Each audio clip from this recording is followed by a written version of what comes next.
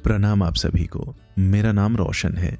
दोस्तों, आज मैं आपके लिए लेकर आया हूँ मानसरोवर भाग 6 से मुंशी प्रेमचंद जी की लिखी एक कहानी जिसका शीर्षक है पाप का अग्निकुंड। तो आइए शुरू करते हैं कहानी का पाठ। कुंवर पृथ्वी सिंह महाराज यशवंत सिंह के पुत्र थे। रूप, गुण और विद्या में प्रसिद्ध थे। ईरान, मिस्र, श्याम आदि देशों में परिभ्रमण कर चुके थे और कई भाषाओं के पंडित समझे जाते थे। इनकी एक बहन थी जिसका नाम राजनंदिनी था। यह भी जैसी सुरूपवती और सर्वगुण संपन्ना थी, वैसी ही प्रसन्न वदना और मृदुभाषिणी भी थी। कड़वी बात कहकर किसी का जी दुखाना उसे पसंद नहीं था। पाप को तो वह अपने पास भी नहीं फटकने देती थी। यहाँ तक कि कई बार महाराज यशवंत से भी वाद विवाद कर चुकी थी और जब कभी उन्हें किसी बहाने कोई अनुचित काम करते देखती तो उसे यथाशक्ति रोकने की चेष्टा करती। इसका ब्याह कुंवर धर्म सिंह से हुआ था। यह एक छोटी रियासत का अधिकारी और महाराज यशवंत सिंह की सेना का उच्च पदाधिकारी था। धर्म सिंह बड़ा उदार और कर्मवीर था। इसे होनहार देखकर महाराज ने राजनंदिनी को इसके साथ ब्याह दिया था और दोनों बड़े प्रेम से अपना वैवाहिक जीवन बिताते थे। धर्म सिंह अधिकतर जोधपुर में ही रहता था। पृथ्वी सिंह उसके गाढ़े मित्र थे। इनमें जैसी मित्रता थी वैसी भाइयों में भी नहीं होती। जिस प्रकार इन दोनों राजकुमारों में मित्रता थी, उसी प्रकार दोनों राजकुमारियां भी एक दूसरी पर जान देती थी। पृथ्वी सिंह की स्त्री दुर्गा कुंवरी बहुत सुशीला और चतुर थी। ननद भावज में अनबन होना लोक रीति है, पर इन दोनों में इतना स्नेह था कि एक के बिना दूसरी को कभी कल नहीं पड़ता था। दोनों स्त्रियां संस्कृत से प्रेम रखती थी। एक दिन दोनों राजकुमारियां बाग की सैर में मग्न थी कि एक दासी ने राजनंदिनी के हाथ में एक कागज लाकर रख दिया। राजनंदिनी ने उसे खोला तो वह संस्कृत का एक पत्र था। उसे पढ़कर उसने दासी से कहा कि उन्हें भेज दे। थोड़ी देर में एक स्त्री सिर से पैर तक चादर ओढ़े आती दिखाई दी। इसकी उम्र 25 साल से अधिक न थी, पर रंग पीला था।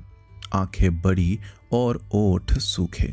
चाल ढाल में कोमलता थी और उसके डिलडौल की गठन बहुत मनोहर थी। अनुमान से जान पड़ता था कि समय ने इसकी वह दशा कर रखी है, पर एक समय वह भी होगा जब यह बड़ी सुंदर होगी। इस स्त्री ने आकर चौखट चूमी और आशीर्वाद देकर फर्श पर बैठ गई। राजनंदिनी ने इसे सिर से पैर तक बड़े ध्यान से देखा और पूछा, तुम्हारा नाम क्या है? उसने उत्तर दिया, मुझे ब्रजविलासिनी कहते हैं। कहाँ रहती हो? यहाँ से 3 दिन की राह पर एक गांव विक्रम नगर है, वहां मेरा घर है। संस्कृत कहाँ पढ़ी है? मेरे पिताजी संस्कृत के बड़े पंडित थे, उन्होंने थोड़ी बहुत पढ़ा दी है। तुम्हारा ब्याह तो हो गया है ना? ब्याह का नाम सुनते ही ब्रजविलासिनी की आंखों से आंसू बहने लगे। वह आवाज संभाल कर बोली, इसका जवाब मैं फिर कभी दूंगी। मेरी राम कहानी बड़ी दुखमय है। उसे सुनकर आपको दुख होगा, इसलिए इस समय क्षमा कीजिए। आज से ब्रजविलासिनी वहीं रहने लगी। संस्कृत साहित्य में उसका बहुत प्रवेश था। वह राजकुमारियों को प्रतिदिन रोचक कविता पढ़कर सुनाती थी। उसके रूप, रंग और विद्या ने धीरे धीरे राजकुमारियों के मन में उसके प्रति प्रेम और प्रतिष्ठा उत्पन्न कर दी। यहाँ तक कि राजकुमारियों और ब्रजविलासिनी के बीच बड़ाई छोटाई उठ गई और वे सहेलियों की भांति रहने लगी। कई महीने बीत गए। कुंवर पृथ्वी सिंह और धर्म सिंह दोनों महाराज के साथ अफगानिस्तान की मुहिम पर गए हुए थे। यह विरह की घड़ियां मेघदूत और रघुवंश के पढ़ने में कटी। ब्रजविलासिनी को कालिदास के देवता से बहुत प्रेम था और वह उसके काव्यों की व्याख्या उत्तमता से करती और उसमें ऐसी बारीकियां निकालती कि दोनों राजकुमारियां मुग्ध हो जाती। एक दिन संध्या का समय था। दोनों राजकुमारियां फुलवारी में सैर करने गई तो देखा कि व्रजविलासिनी हरी हरी घास पर लेटी हुई है और उसकी आंखों से आंसू बह रहे हैं। राजकुमारियों के अच्छे बर्ताव और स्नेहपूर्ण बातचीत से उसकी सुंदरता कुछ चमक गई थी। इनके साथ अब वह भी राजकुमारी जान पड़ती थी, पर इन सभी बातों के रहते भी वह बेचारी बहुधा एकांत में बैठकर रोया करती। उसके दिल पर एक ऐसी चोट थी कि वह उसे दम भर भी चैन नहीं लेने देती थी। राजकुमारियां उस समय उसे रोती देखकर बड़ी सहानुभूति के साथ उसके पास बैठ गईं।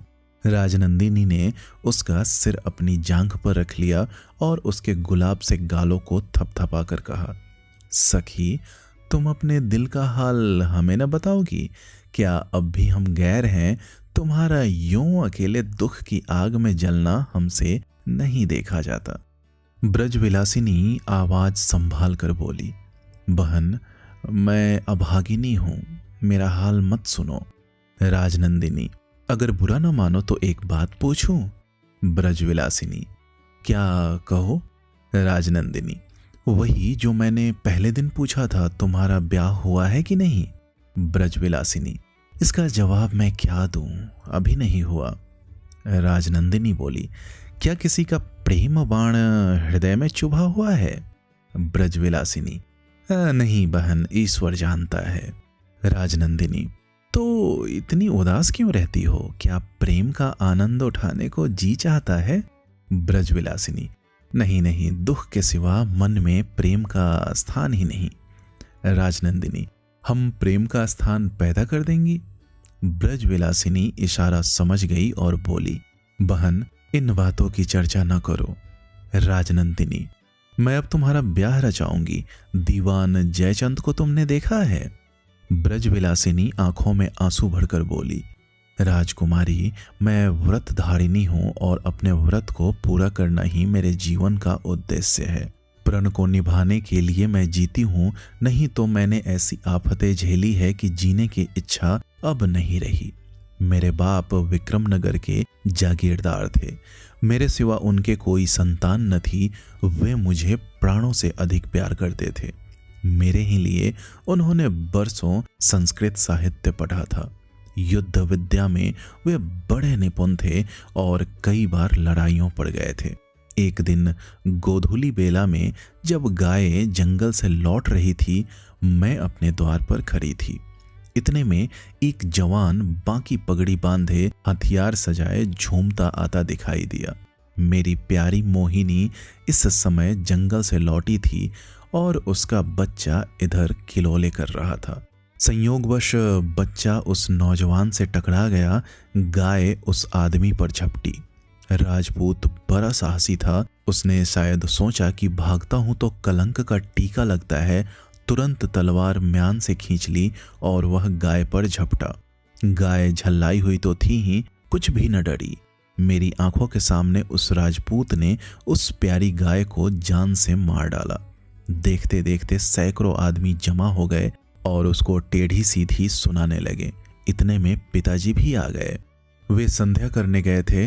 उन्होंने आकर देखा कि द्वार पर सैकड़ों आदमियों की भीड़ लगी है और गाय तड़प रही है और उसका बच्चा खरा रो रहा है। पिताजी की आहट सुनते ही गाय कराहने लगी और उनकी ओर उसने कुछ ऐसी दृष्टि से देखा कि उन्हें क्रोध आ गया। मेरे बाद उन्हें वह गाय ही प्यारी थी। वे ललकार कर बोले, मेरी गाय किसने मारी है? नौजवान लज्जा से सिर झुकाए सामने आया और बोला, मैंने। पिताजी बोले, तुम क्षत्रिय हो? राजपूत बोला, हाँ।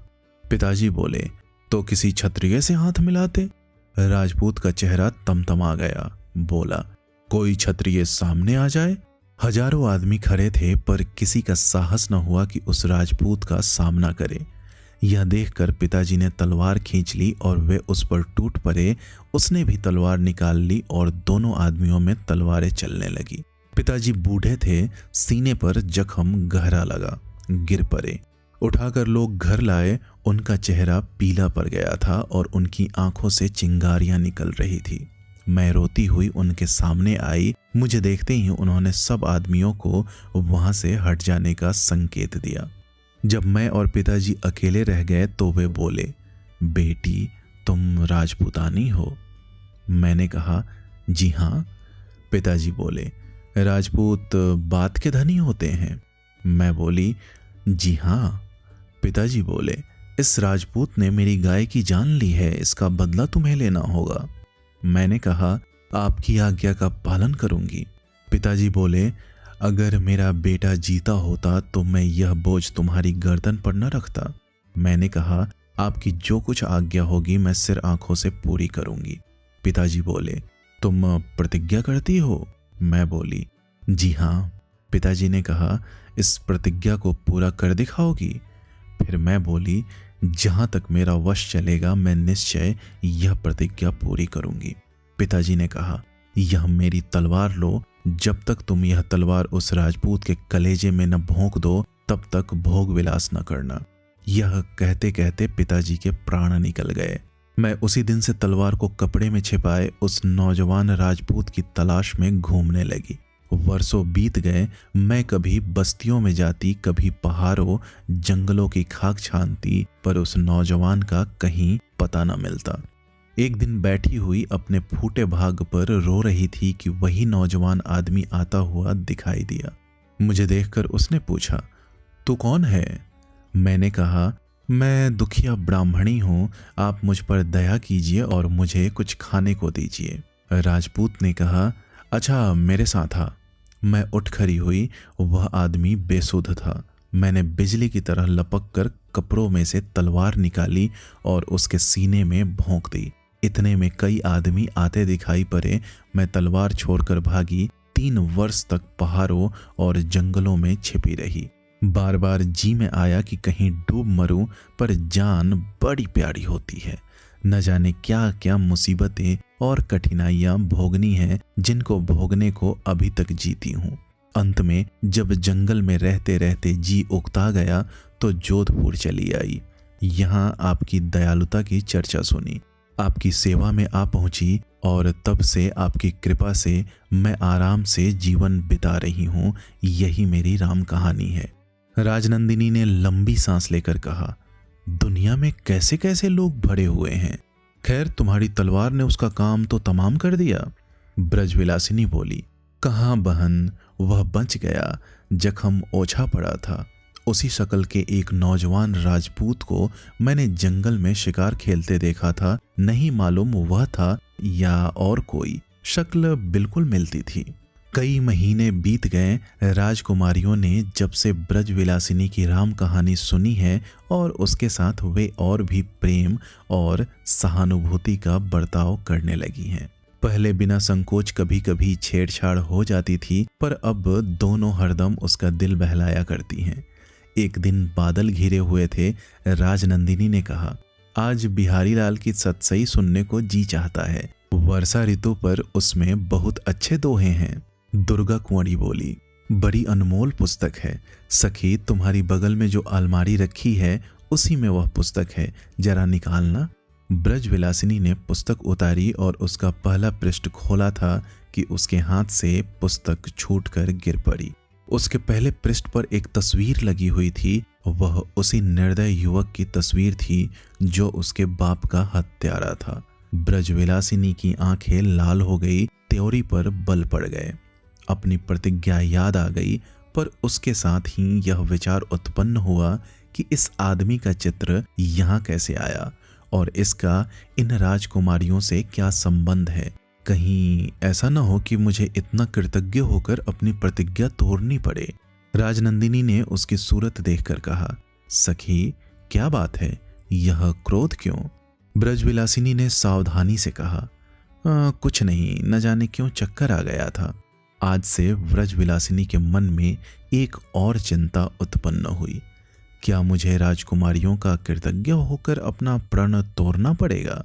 पूरे 16 महीने के बाद अफगानिस्तान से पृथ्वी सिंह और धर्म सिंह लौटे। बादशाह की सेना को बड़ी बड़ी कठिनाइयों का सामना करना पड़ा। बर्फ अधिकता से पड़ने लगी। पहाड़ों के दर्रे बर्फ से ढक गए।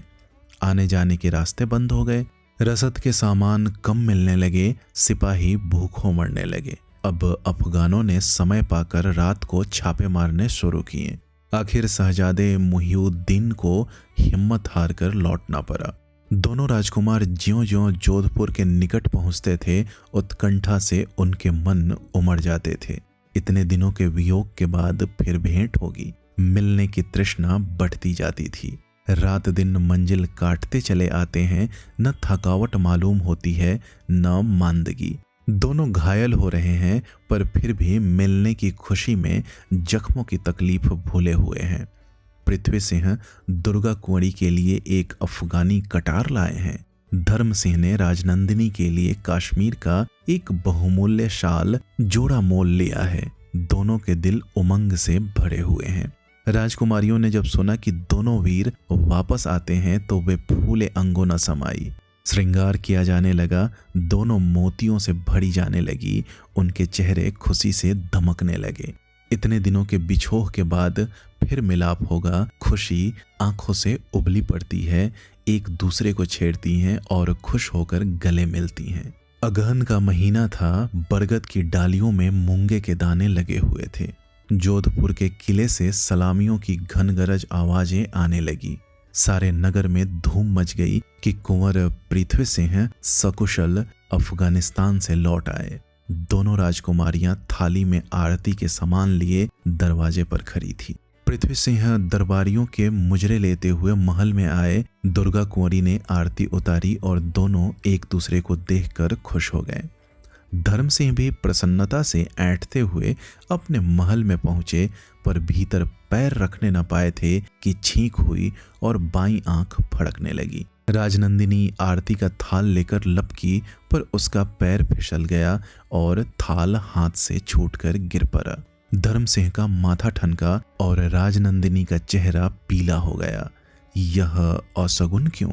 ब्रजविलासिनी ने दोनों राजकुमारों के आने का समाचार सुनकर उन दोनों को देने के लिए 2 अभिनंदन पत्र बनवा रखे थे।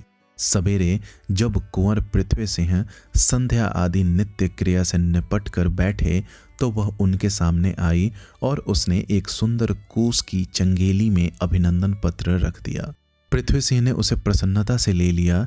कविता यद्यपि उतनी बढ़िया न थी, पर वह नई और वीरता से भरी हुई थी। वे वीर रस के प्रेमी थे। उसको पढ़कर बहुत खुश हुए और उन्होंने मोतियों का हार उपहार दिया। ब्रजविलासिनी यहाँ से छुट्टी पाकर कुंवर धर्म सिंह के पास पहुंची। वे बैठे हुए राजनंदिनी को लड़ाई की घटनाएं सुना रहे थे, पर ज्यों ही ब्रजविलासिनी की आंख उन पर पड़ी, वह सन्न होकर पीछे हट गई। उसको देखकर धर्म सिंह के चेहरे का भी रंग उड़ गया, होठ सूख गए और हाथ पैर सनसनाने लगे। ब्रजविलासिनी तो उल्टे पांव लौटी, पर धर्म सिंह ने चारपाई पर लेटकर दोनों हाथों से मुंह ढंक लिया। राजनंदिनी ने यह दृश्य देखा और उसका फूल सा बदन पसीने से तर हो गया। धर्म सिंह सारे दिन पलंग पर चुपचाप पड़े करवटें बदलते रहे। उनका चेहरा ऐसा कुम्हला गया जैसे वह बरसों के रोगी हों। राजनंदिनी उनकी सेवा में लगी हुई थी। दिन तो यूं कटा, रात को कुंवर साहब संध्या ही से थकावट का बहाना करके लेट गए। राजनंदिनी हैरान थी कि माजरा क्या है। ब्रजविलासिनी इन्हीं के खून की प्यासी है।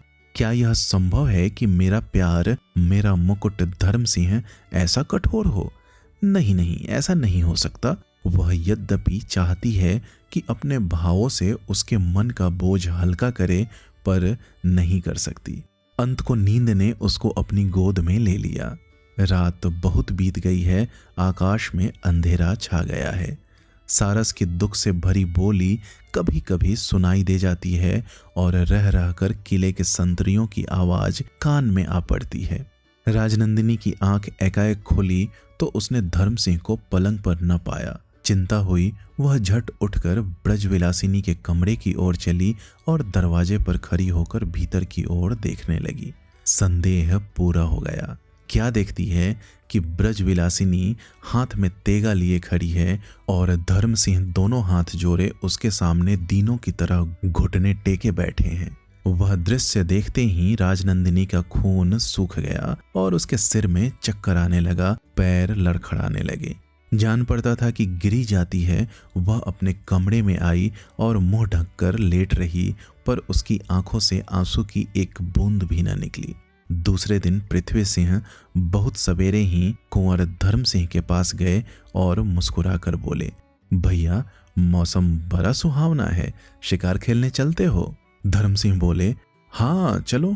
दोनों राजकुमारों ने घोड़े कसवाए और जंगल की ओर चल दिए। पृथ्वी सिंह का चेहरा खिला हुआ था जैसे कमल का फूल।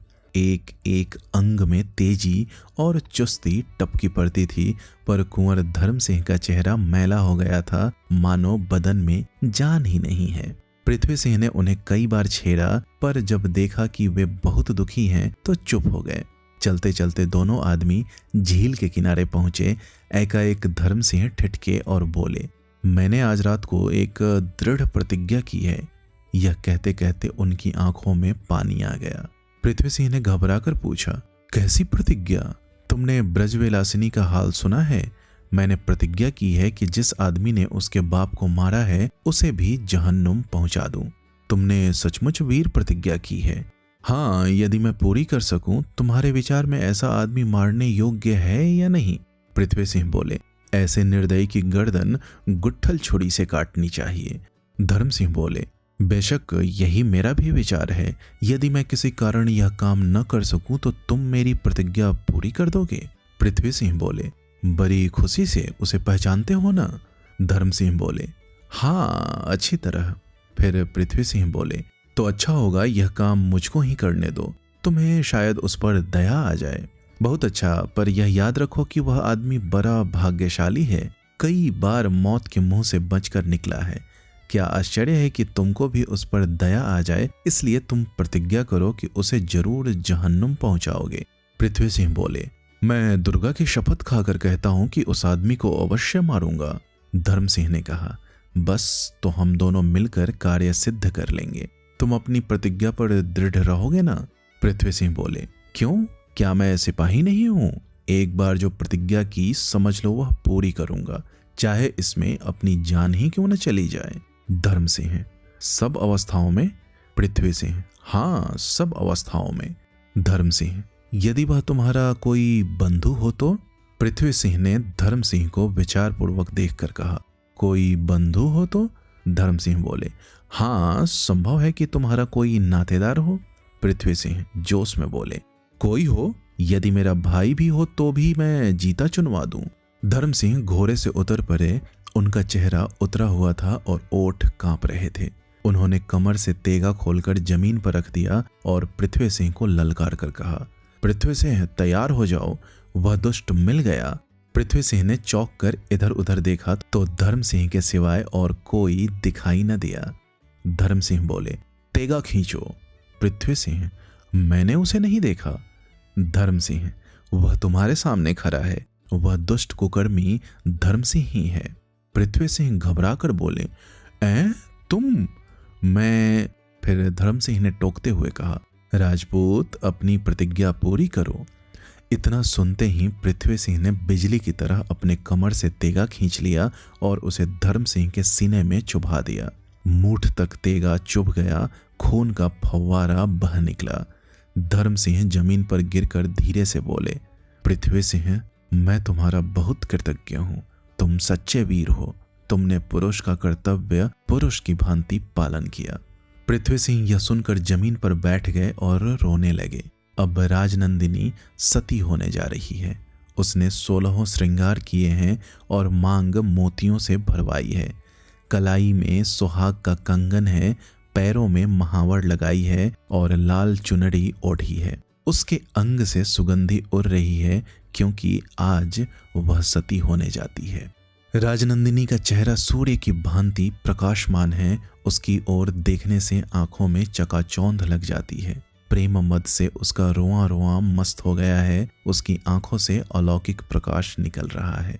वह आज स्वर्ग की देवी जान पड़ती है। उसकी चाल बड़ी मदमाती है। वह अपने प्यारे पति का सिर अपनी गोद में लेती है और उस चिता में बैठ जाती है जो चंदन खस आदि से बनाई गई है। सारे नगर के लोग यह दृश्य देखने के लिए उमड़े चले आते हैं। बाजे बज रहे हैं, फूलों की वृष्टि हो रही है। सती चिता पर बैठ चुकी थी कि इतने में कुंवर पृथ्वी सिंह आए और हाथ जोड़कर बोले, महारानी, मेरा अपराध क्षमा करो। सती ने उत्तर दिया, क्षमा नहीं हो सकता। तुमने एक नौजवान राजपूत की जान ली है, तुम भी जवानी में मारे जाओगे। सती के वचन कभी झूठे हुए हैं? एकाएक चिता में आग लग गई। जय जयकार के शब्द गूंजने लगे। सती का मुख आग में यूं चमकता था जैसे सवेरे की ललाई में सूर्य चमकता है। थोड़ी देर में वहां राख के ढेर के सिवा और कुछ न रहा। इस सती के मन में कैसा सत था।